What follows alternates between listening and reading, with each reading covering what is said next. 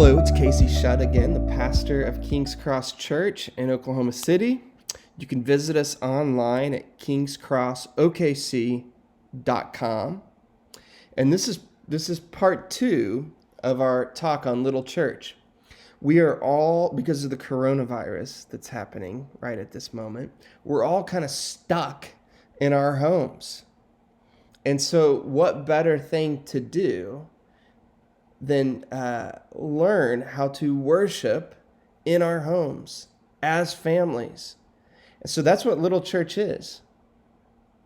You recall we talked about in the introduction that the home, the family, has an enormous influence on its members, particularly the children in the home. And so when we say this term, little church, we're referring to the little church that exists in the home, right? Family worship, family catechesis, family spiritual training and formation and prayer and Bible reading, all of those things. It's little church.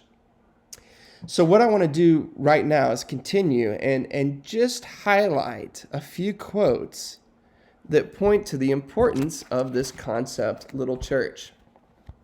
Jonathan Edwards, in his very last sermon to his congregation at Northampton, said this. Listen to this. This is significant, right? Last words, right? Very, what do you say in your kind of last lecture? This is what Edwards says.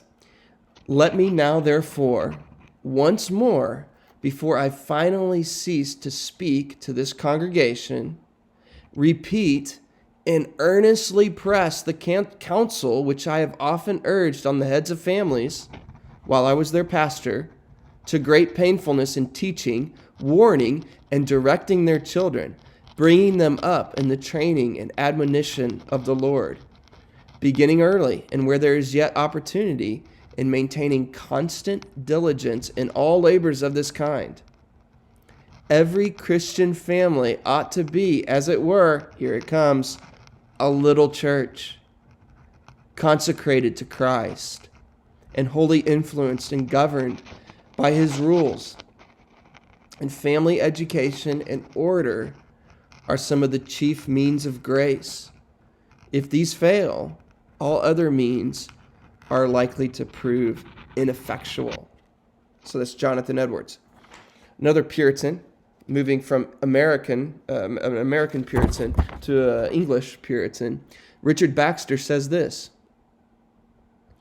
"You are not likely to see any general reformation till you procure family reformation.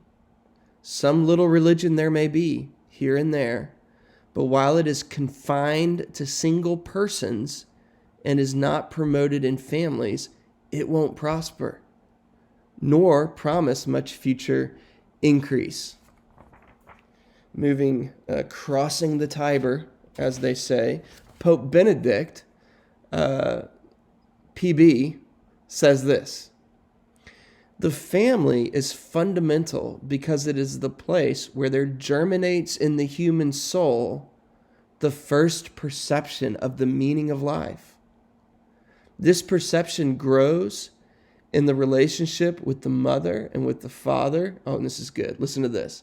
"The mother and the father, who are not the owners of the life of the children, but the first collaborators with God in the transmission of life and the faith." Okay, that's just a sampling. But the point is this: little church is of big significance. Little church is of big significance. And we're gonna spend a decent amount of time talking about kind of the biblical basis for this idea of little church. But before we do that, I want us to consider unique difficulties that we have in our own day when it comes to little church. So that's next up in our lineup. I hope you'll join us.